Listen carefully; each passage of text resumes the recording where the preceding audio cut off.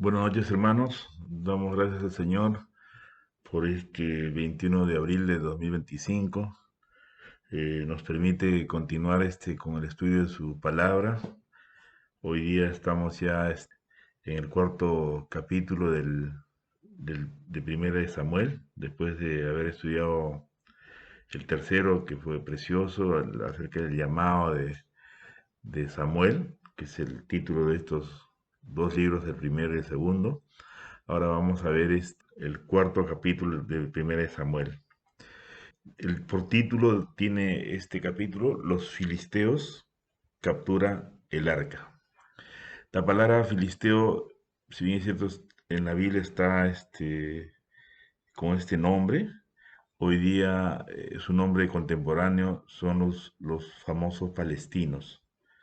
Todos conocemos por la noticia, por todo lo que acontece todos los días, lo que está pasando en Israel con los palestinos, ¿no? Diríamos que esta enemistad, este odio, esta pelea trasciende no solamente de ahora, sino, amados hermanos, está como algo de 3200 años atrás. Entonces, como podemos ver, no es una historia reciente, sino es una historia muy antigua, ¿no? Por eso que es bueno saber la historia, es bueno saber quién es el enemigo para poder nosotros ubicarnos y saber dar una opinión cuando hay mucha gente que pregunta acerca de lo que pasa en Israel con la gente de Gaza, con los terroristas de Hamas, que en realidad son los filisteos, ¿no? Esto de los filisteos era un pueblo no semita procedente de Caftor, ¿no? Está en Deuteronomio 2:23, en Jeremías 47:4, Amós 9:7, lugar que suele identificarse con la isla de Creta. Este pueblo se instaló al sur de Palestina, cerca de la costa mediterránea, a comienzos del siglo XII a.C., y allí estableció la Pentápolis filistea, integrada por las ciudades de Gaza, Gat, Ascalón, Asdod y Ecrón, nombres con los cuales nosotros estamos familiarizados, y eso es lo que tenemos que conocer para tener presente acerca de quién es el enemigo de Israel, ¿no? Por eso que este título del capítulo 4 se llama Los filisteos capturan el arca. Vamos a estudiar cómo acontece esta situación, leyendo los dos primeros versículos, el uno y el 2, que dice así, ¿no? Y Samuel habló a todo Israel por aquel tiempo. Salió Israel a encontrar en batalla a los filisteos, y acampó junto a Ebenezer, y los filisteos acamparon en Afec, y los filisteos presentaron la batalla a Israel, y trabándose el combate, Israel fue vencido delante de los filisteos, los cuales hirieron en la batalla en el campo como a 4000 hombres. Entonces, desmenuzamos esta parte que dice: salió Israel a encontrar en batalla a los filisteos. Durante este tiempo no había ninguna potencia mundial, ¿no? Como ahora se conoce, pero en esa época era Egipto y Asiria, que buscara dominar toda la región. Así que las batallas que Israel libraba eran en contra de sus vecinos cercanos, como los moabitas, los amonitas, como en este caso los filisteos. Israel podía competir en términos más equitativos con Moab y Amón.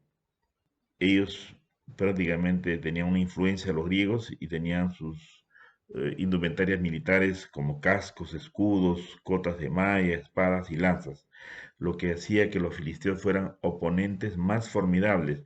Los filisteos fueron los primeros en Canaán en procesar hierro y lo aprovecharon al máximo.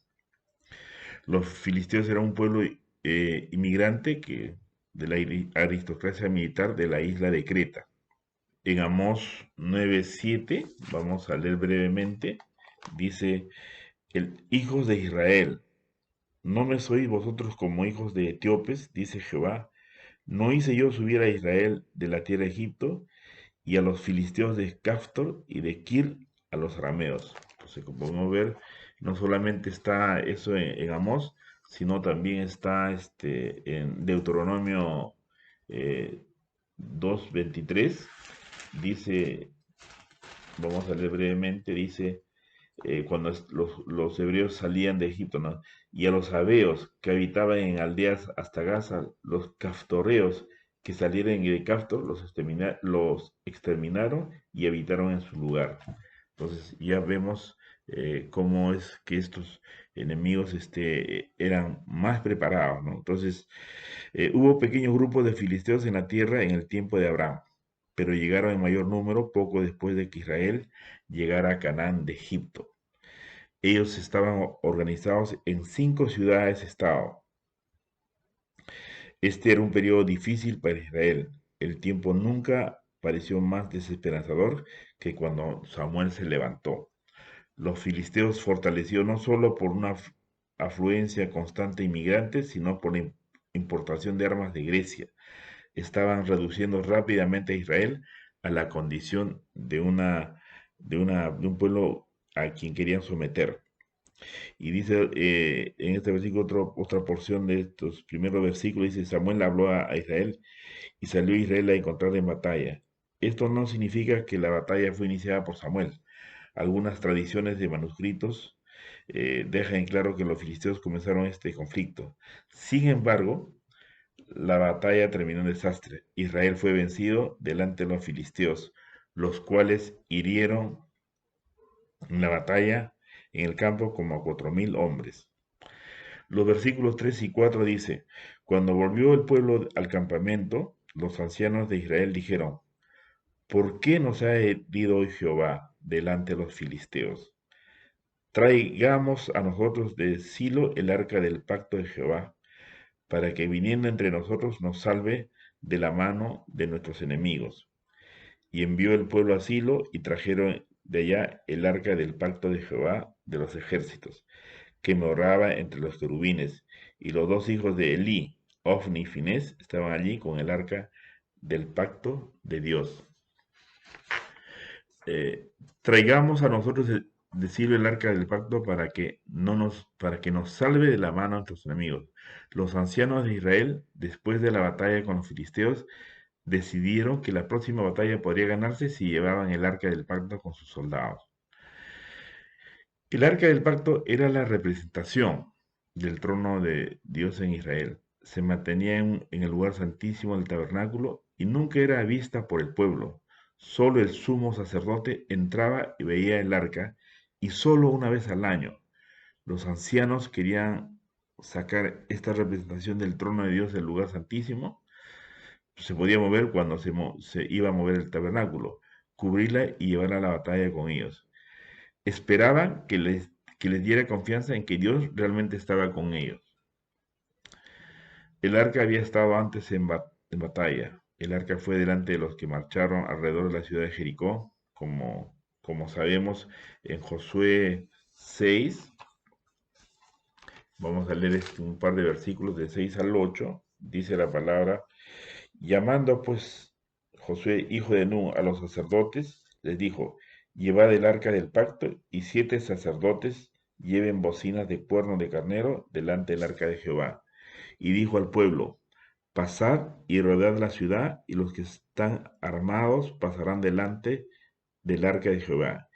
Y así que Josué hubo hablado al pueblo, los 7 sacerdotes, llevando las 7 bocinas de cuerno de carnero, pasaron delante del arca de Jehová y tocaron las bocinas, y el arca del pacto de Jehová los seguía. Como podemos ver, esto estaba establecido, pero acá lo estaban haciendo los ancianos de una forma diferente, ¿no? Moisés les dijo a los sacerdotes que llevaban el arca a la batalla contra los madianitas. También eso se ve entre Números 31:6. Pero como podemos ver en Josué, tenía una forma, era la forma de Dios.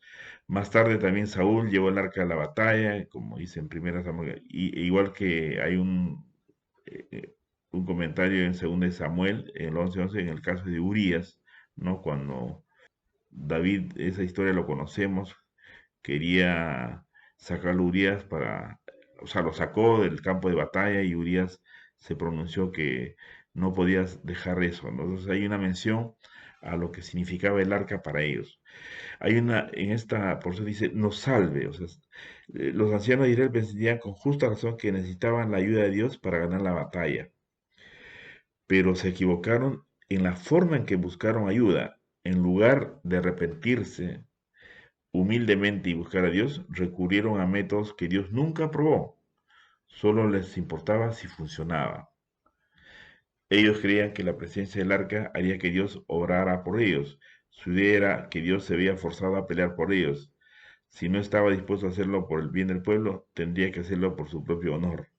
Sin duda, parecía una sugerencia brillante. Probablemente se sintieron complacidos de haber llegado a tan brillante solución. Dice, para que viniendo entre nosotros nos salve de la mano de nuestros enemigos. Ellos veían al arca como el máximo amuleto de la suerte y creen que no pueden perder con ella presente. Ellos esperaban que el arca los salvara, no Jehová. En lugar de intentar reconciliarse con Dios, estos israelitas se propusieron idear medios supersticiosos para asegurar la victoria sobre sus enemigos. En este sentido, la mayoría de nosotros los hemos imitado. Eso también a veces se recurre, muchas veces hay gente que dice que hay que poner la Biblia en el centro de la casa, otros en la cabecera. Bueno, hay diferentes formas de poder aplicar esta situación como una superstición, pero no es así. Ellos se olvidan lo más importante, que es darle a Dios el trono de sus vidas y buscar hacer su voluntad por la fe en Cristo Jesús. Hoy día hay muchos cristianos como estos ancianos que cuando se ven golpeados por el mundo y el diablo, se rompen la cabeza para inventar todo tipo de razones por las cuales Dios los está abatiendo, excepto la verdadera, su propio alejamiento de él. O sea, mucha gente piensa como pensaban estos ancianos, ¿no? Dice, los dos hijos de Eli, Ofni y Finés, estaban allí con el arca del pacto de Dios. En vez de confiar en el arca, deberían estar más preocupados de que el arca estuviera siendo servida y transportada por sacerdotes que habían abandonado a Jehová. Esto nos recuerda lo que dice el proverbio. Dice el proverbio 16:4, dice, todas las cosas ha hecho Jehová para sí mismo, y aún limpió para, dice, para el día malo. Esto es importante tener en cuenta que Dios, como dice su proverbio, ¿no? Ha hecho al malo para el día malo. En el versículo 5, la confianza de Israel en el arca del pacto. Aconteció que cuando el arca del pacto de Jehová llegó al campamento, todo Israel gritó con tan gran júbilo que la tierra tembló. Dice la palabra que todo Israel gritó con tan gran júbilo que la tierra tembló. Entonces acá podemos ver alguien que pasara por el campamento de Israel pensaría que estaba sucediendo algo tremendo. Ciertamente esto hubiera sido considerado un gran culto de iglesia y muchos hubieran pensado que en verdad estaban confiando en Dios. Pero a pesar de las apariencias, en realidad no era nada. Todo su ruido y emoción no significaban nada porque no estaban basados en la verdad de Dios.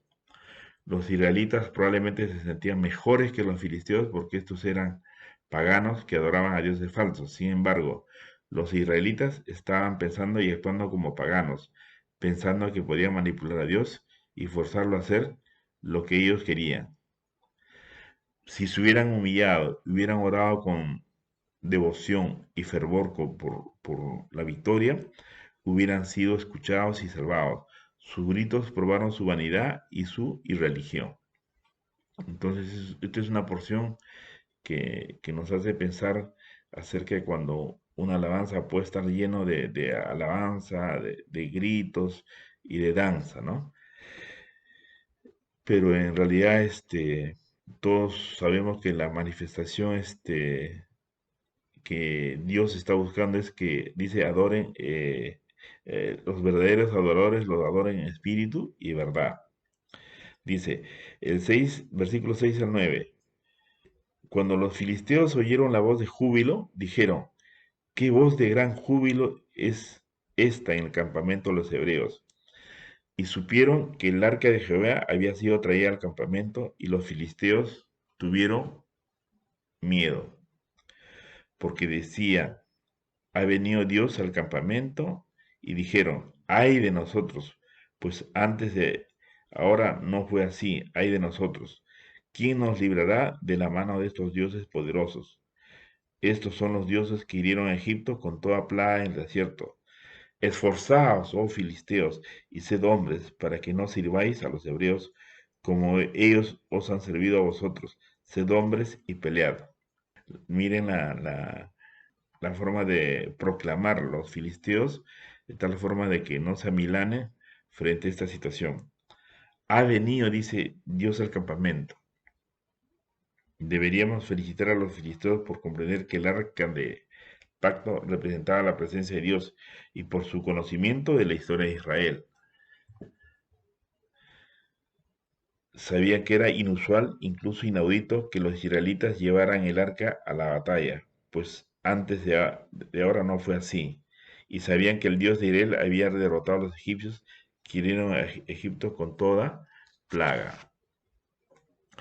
Eh, en esta porción dice, estos dioses poderosos, a pesar de que no entendían mucho sobre Dios, los filisteos reconocían la superioridad de Dios de Israel. Sin embargo, no se sometieron a Dios, sino que simplemente determinaron aún más luchar contra Él. Si realmente creyeran que sus dioses eran más grandes que el Dios de Israel, no deberían haberse preocupado. Si creerían que el Dios de Israel era más grande que sus dioses, deberían haberse sometido a Él.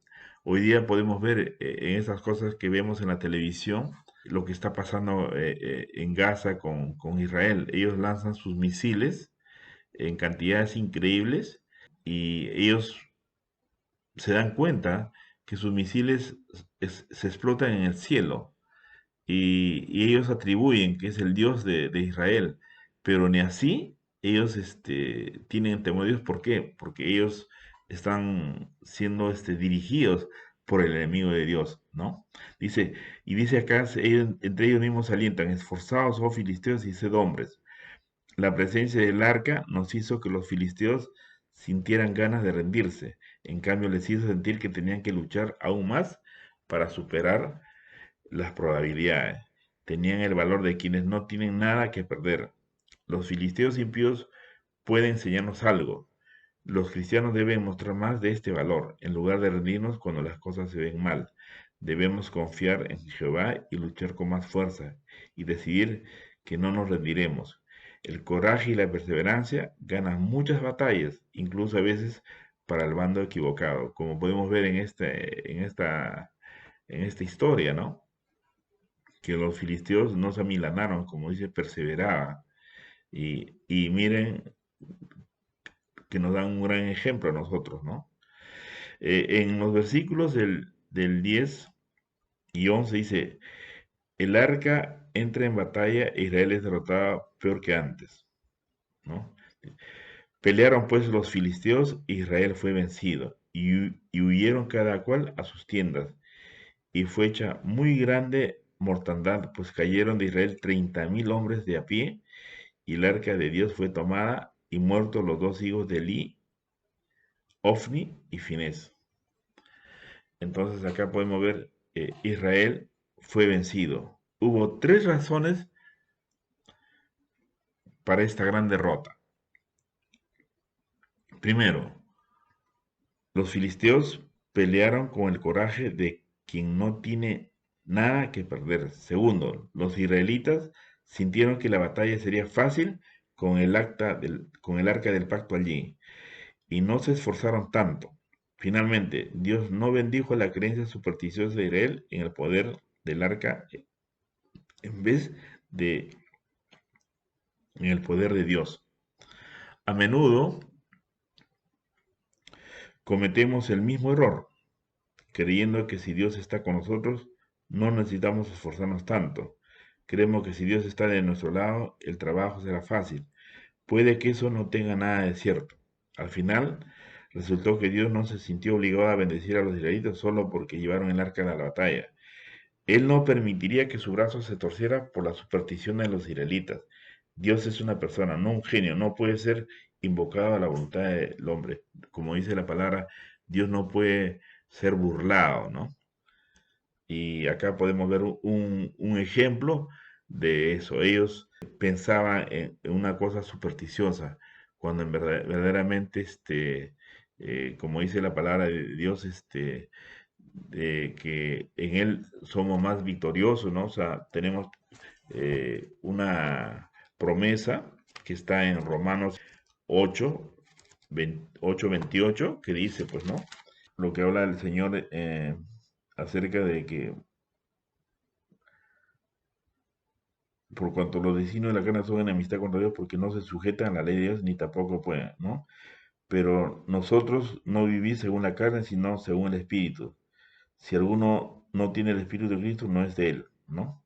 En Romanos 8, 28 dice, sabemos además que a los que aman a Dios, todas las cosas los ayudan a bien. Esto es a los que conforman sus propósitos son llamados.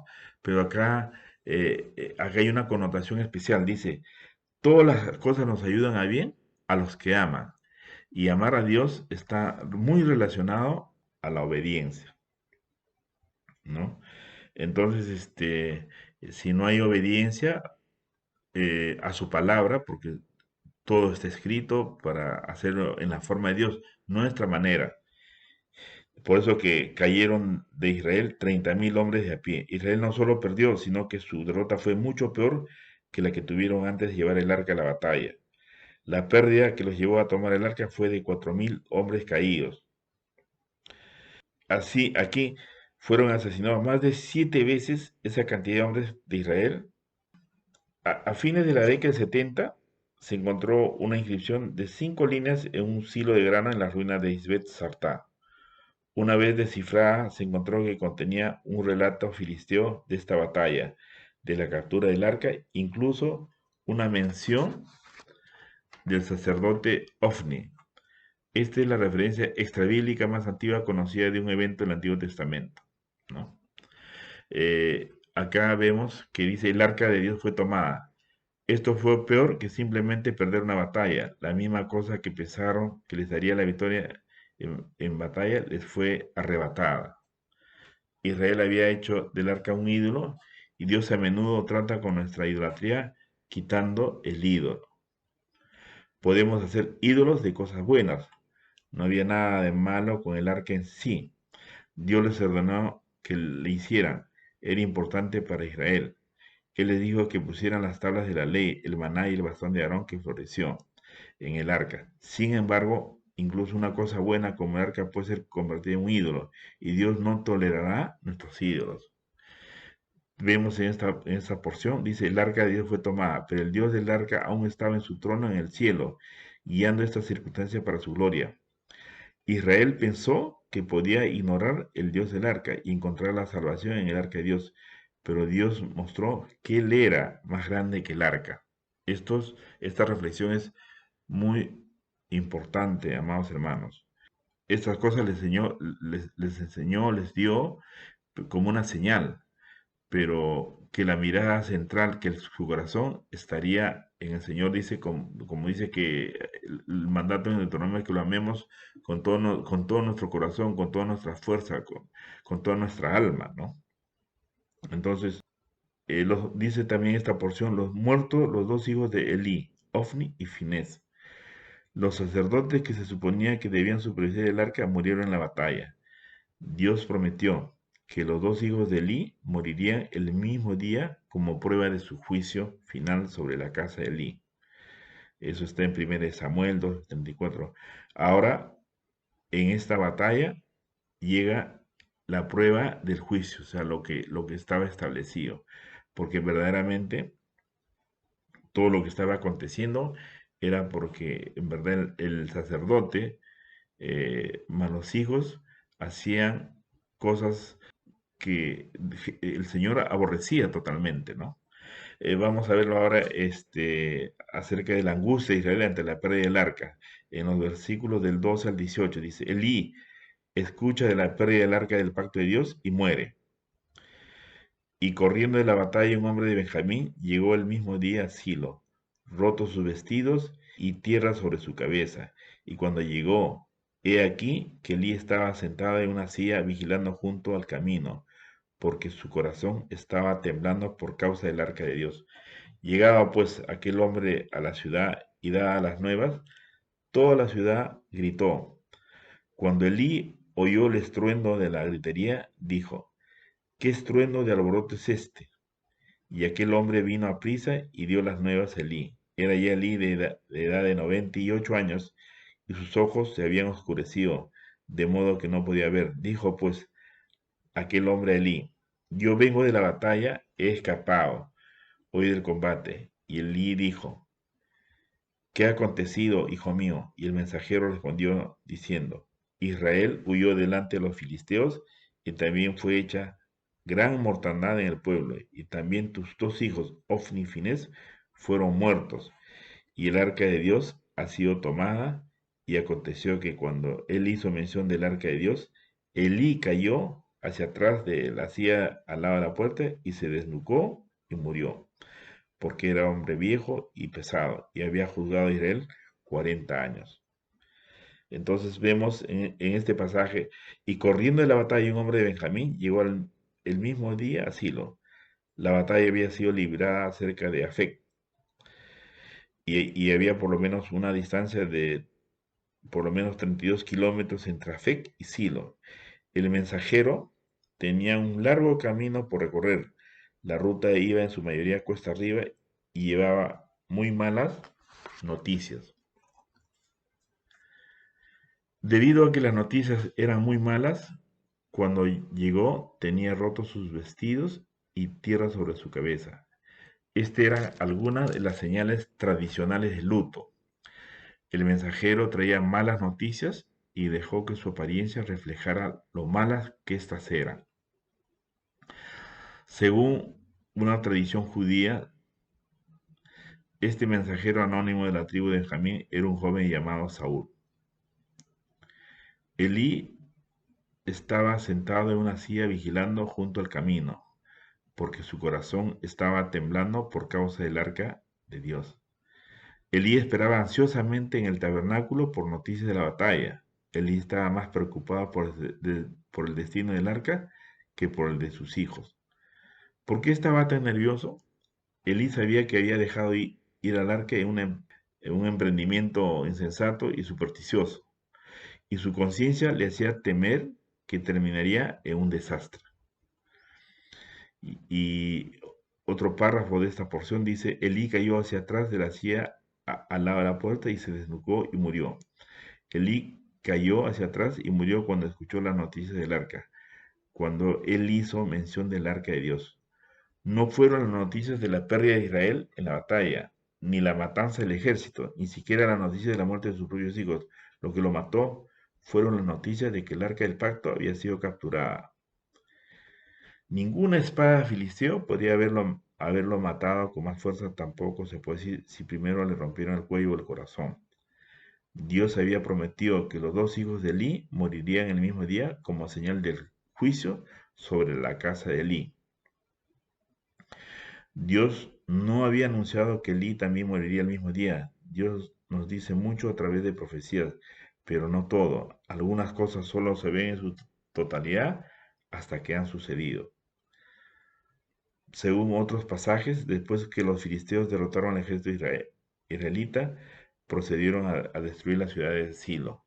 Lo vemos en el Salmo 78, el versículo 60 al 64. Jeremías también habla en el capítulo 7, versículo 12, ¿no? Y en el 26, versículo 9. Más tragedia entre la familia de Elí. Los versículos 19 al 22, que es la parte final de este capítulo, dice, y su nuera, la mujer de Finés, que estaba encinta, cercana al alumbramiento, oyendo el rumor que el arca de Dios había sido tomada y muerto su suegro y su marido, se inclinó y dio a luz, porque le sobrevinieron sus dolores de repente. Y al tiempo que moría le decían las que estaban junto a ella, no tengas temor, porque has dado a luz un hijo. Mas ella no respondió ni se dio por entendida y llamó al niño Icabod, diciendo, traspasada es la gloria de Israel, por haber sido tomada el arca de Dios y por la muerte de su suegro y de su marido. Dijo pues, traspasada es la gloria de Israel porque ha sido tomada el arca de Dios. Pobre la esposa de Finés, estando embarazada, escucha de la muerte de su esposo, su cuñado, su suegro, la masacre de los soldados de Israel, una batalla perdida y la captura del arca del pacto en un solo día. La angustia fue demasiado grande y le sobrevinieron sus dolores de repente. Y llamó al niño Icabod. Para una mujer judía, el nacimiento de un hijo era una noticia maravillosa, pero no para la esposa de Finés en este día, para reflejar su angustia y la tragedia nacional sobre Israel, llamó a su hijo Icabod, que significa traspasada es la gloria de Israel. Dice también comentando, mas ella no respondió ni se dio por entendida. Su dolor fue tan grande que superó su alegría materna por el nacimiento de su hijo. Para ella la pérdida fue total e incluso perdió las ganas de vivir. Traspasada es la gloria. La gloria de Dios manifestada por el arca del pacto había dejado a Israel, ahora lo tenían los filisteos. Eh, eh, eh, Como comentario, la gloria de Dios se había ido en un sentido, pero la gloria se fue cuando Israel dejó de arrepentirse y confiar en Dios y comenzó a confiar supersticiosamente en el arca. Ciertamente la gloria de Dios se había ido, pero no porque el arca de Dios hubiera sido capturada. El arca había sido capturada porque la gloria ya se había ido. ¿Cómo podía Dios permitir que sucediera algo tan terrible? Primero, lo permitió como un juicio justo sobre Israel como nación y sobre la familia de Elí. Ellos simplemente recibieron lo que merecían. Segundo, Dios lo permitió como corrección para la nación para que no confiara en el arca de Dios en vez de confiar en el Dios del arca. Finalmente, aunque parecía algo tan terrible para el hombre, era tan terrible para Dios. Podemos meditar también en esta historia que muchas circunstancias que nosotros consideramos como calamidades, Dios las usa para glorificarse a sí mismo de una manera maravillosa. Israel tenía razón al entristecerse por la pérdida de vidas y el arca en un solo día. Pero, amados hermanos, esta es una enseñanza para nosotros que la obra de Dios, de quien tenemos el encargo, nunca debemos hacerlo mal. O sea, Dios dice en su palabra que ese encargo que nos ha dado Dios para continuar ser testigos de su amor, de habernos rescatado, habernos sacado de una, prácticamente que cuando estábamos muertos en nuestros delitos y pecados, Dios nos encarga que dice su palabra que en Jeremías 48:10, en la parte A dice, maldito el que hiciera indolentemente la obra de Jehová. O sea, aquí vemos cómo se resume esta historia, ¿no? Que empieza, tiene por título este capítulo, que es un poco triste de decir, que los filisteos capturan el arca. ¿Por qué? Porque simplemente no es porque Dios prácticamente ya los había entregado y era necesario que todo Israel, o sea, vea el juicio de Dios, ¿no? Cómo es que, como dice en su palabra, el que se aleja del camino de Dios irá a parar con los muertos, ¿no? Y el que no aprende la disciplina, el que no entiende la disciplina, es porque no tiene, se puede decir, el conocimiento de a qué Dios se sirve, ¿no? Como ellos veían, confiaban en el arca de Dios, en vez de confiar en el Dios del arca.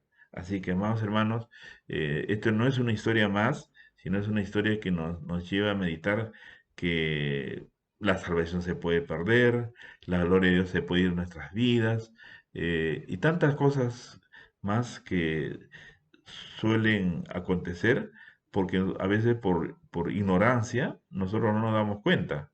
Y hay muchas cosas que nos acontecen en nuestro diario vivir y no nos damos cuenta que no estamos caminando como Dios quiere que caminemos. Así que en medio de este dolor, pues una historia muy triste este capítulo, el juicio que Dios derrama sobre su sacerdote y sobre los hijos del sacerdote, como fue dicho en el estudio del capítulo 3 que Lee, o sea, era el sacerdote, no disciplinaba a sus hijos. Él escuchaba nada más lo mal que se decían, pero no disciplinaba. Amados hermanos, el juicio de Dios va a venir, tarde o temprano, como se dice, pero que Dios es, así como es un Dios misericordioso, bondadoso, que es un Dios de amor, pero también es un Dios justo que no va a pasar por alto el pecado de nosotros. Que esta historia nos sirva como un, un antecedente, como una reflexión para nosotros, que el encargo que nos ha dado a nosotros nunca lo debemos hacer indolentemente. Que Dios los bendiga, amados hermanos.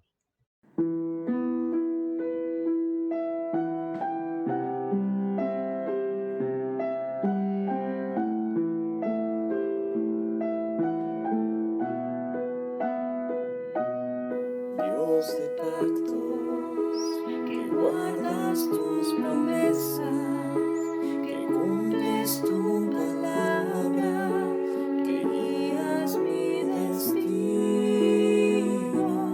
Dios de pactos, confío en tus promesas, descanso en tu palabra, por tu gracia estoy aquí.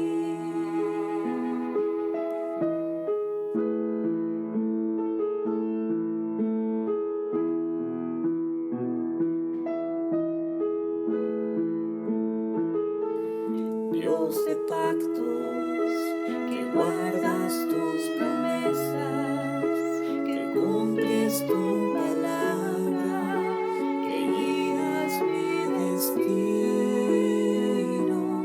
Dios de pactos, confío en tus promesas, descanso en tu palabra, por tu gracia estoy aquí.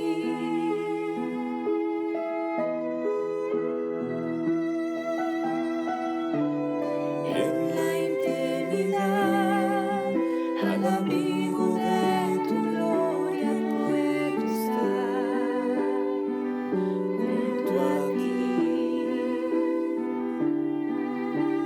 Al ver tu santidad, estoy maravillado ante ti, y tu amor nunca más seré igual al salir de este santísimo lugar.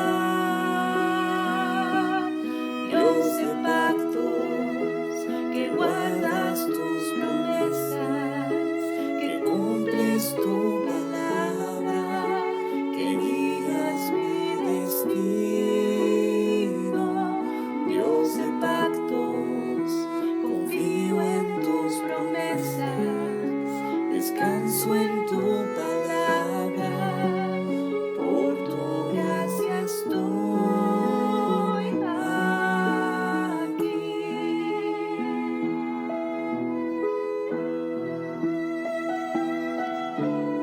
Tengo redención por la sangre que descansa en tu altar. Para mí, la gracia y el perdón son los frutos de vivir en comunión y adoración. Nunca más seré igual al salir de este santísimo lugar. Dios de paz.